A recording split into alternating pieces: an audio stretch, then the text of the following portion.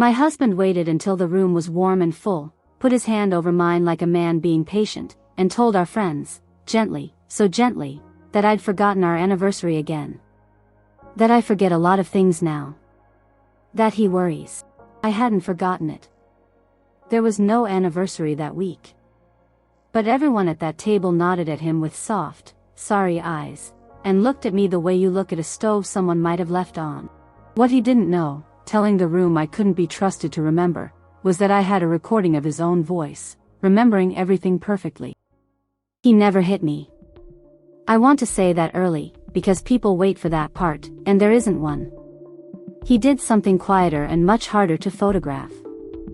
He rearranged my mind, one small piece at a time, and then he invited everyone we knew to come and feel sorry for him about the mess.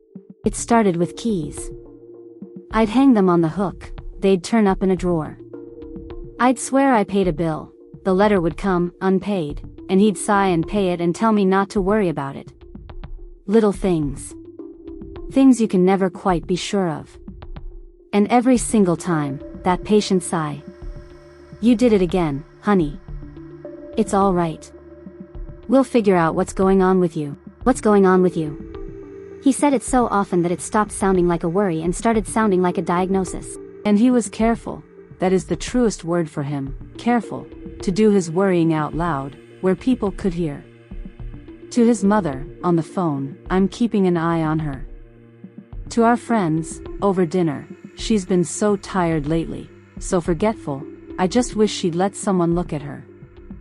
He built me a reputation the way other men build a shed. Slowly. On weekends. With everyone watching. Here is the part one I'm least proud of. It worked. When enough people look at you with concern, you start auditioning for the role. I began writing things down to check myself. I apologized for things I wasn't sure I had done. I caught myself rehearsing a sentence, out loud and alone in the car, just to be certain it came out sane. Because this is the thing no one tells you about being called crazy by a calm man. A steady woman surrounded by people who have been told to doubt her will start, in time, to doubt herself. That isn't weakness. That's arithmetic. Enough voices on one side of the scale, and your own memory begins to feel like the thing that's outnumbered. There was a night I stood in the kitchen at 3 in the morning holding my phone, deciding whether to call my sister and tell her I thought I was losing my mind. He'd taught me to keep a record, you see. Save everything, he'd said, kind as a nurse. Save my messages, so when a conversation slips away from you, you can go back and hear it. So you don't have to just take my word for things. I thought it was the one gentle thing he did. I saved every voicemail that man ever left me. I built the archive myself, with my own 2 hands, because he told me it was for my own good. I never listened back to them. Why would I?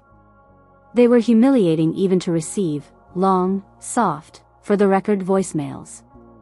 Hi honey, it's me, just reminding you, because I know we talked about this and I know it goes out of your head.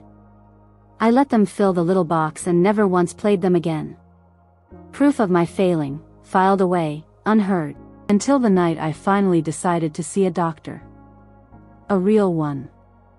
I thought, if I'm going to sit in an office and say out loud that I can't trust my own head, I should bring evidence. So I locked the bathroom door, sat down on the cold floor, and started playing them from the very beginning. All of them. Listening for the woman he kept describing. I got through 4. Careful, kind, awful. And then I reached the one from a Tuesday in March, and it played the way they all did, and then it did not stop. He had finished the message the way he always did. Love you. Get some rest. And he thought he'd hung up. He hadn't. The phone stayed in his pocket, or face down on some counter, still recording into my voicemail, and it caught the next 90 seconds of him talking to somebody else in the room with him. I don't know who she was. I know it was a woman, and I know she laughed. He said, and I have listened to this so many times I could type it in my sleep, no, she'll believe it. She always believes it. I just keep telling her she said things she never said, and now she apologizes to me for them. A pause. The woman says something I can't make out. And then, light as anything, easy as weather, the line I expect I'll hear until the day I die. Her own sister thinks she can't be left alone with the kids now. I did that. Took me about a year. I did that. Took me about a year. Said the way you talk about refinishing an old table. I sat on that bathroom floor and I did not cry. Something colder than crying happened instead. 2 years of doubting stood up all at once and quietly put itself back in the right order. I hadn't been forgetting. I had been edited. And the man doing the editing had, out of nothing but carelessness, filed a full confession in the exact archive he'd built to bury me in. You can argue with a woman's memory for years. You will win, if you're patient enough. But you cannot argue with a man's own voice, played back in his own words. There is no sigh in the world that explains that away. I could have left right then. Filed quietly, shown the recording to a lawyer, walked out clean.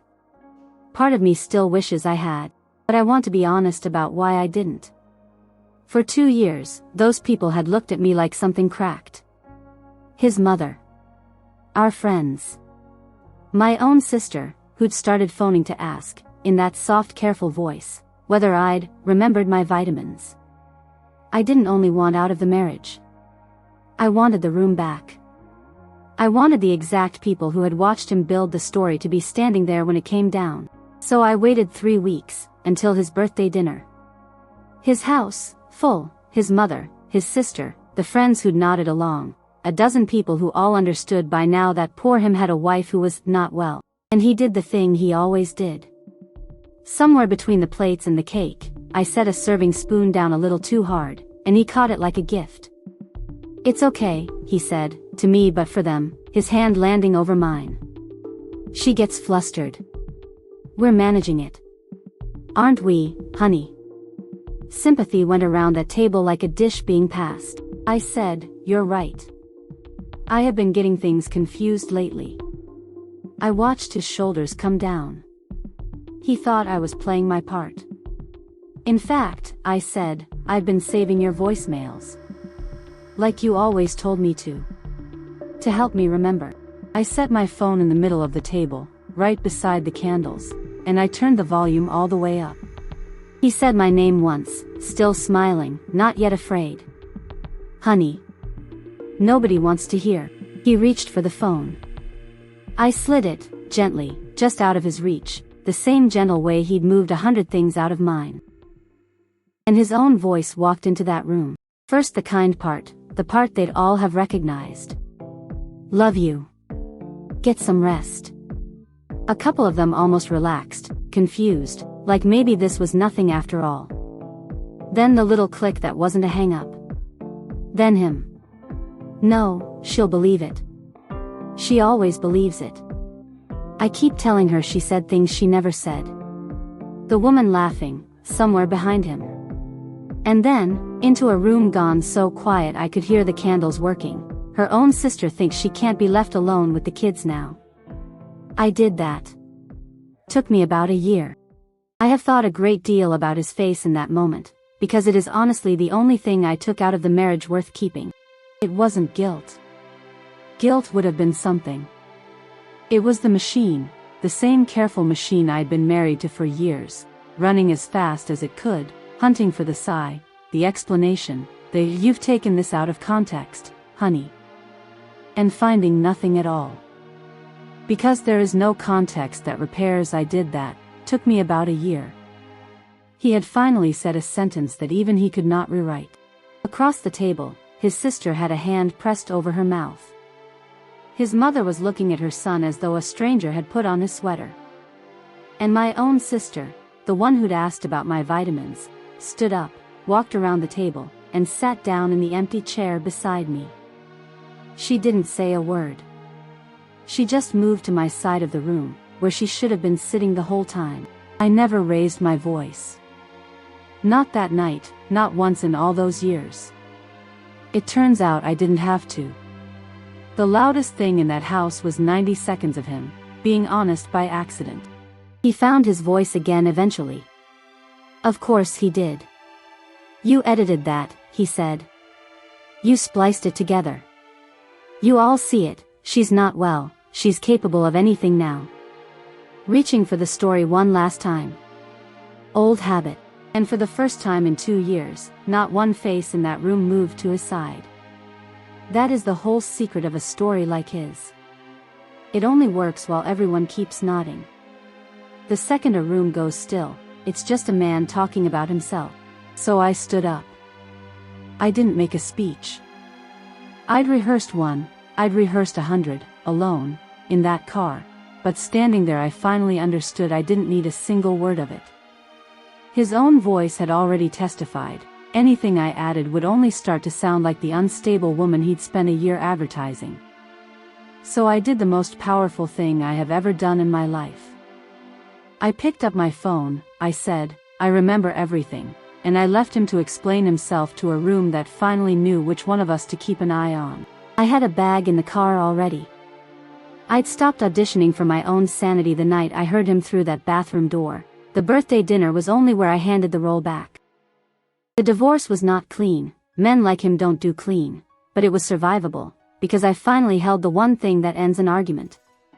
His lawyer stopped bringing up my mental health, the same week mine sent over the recording.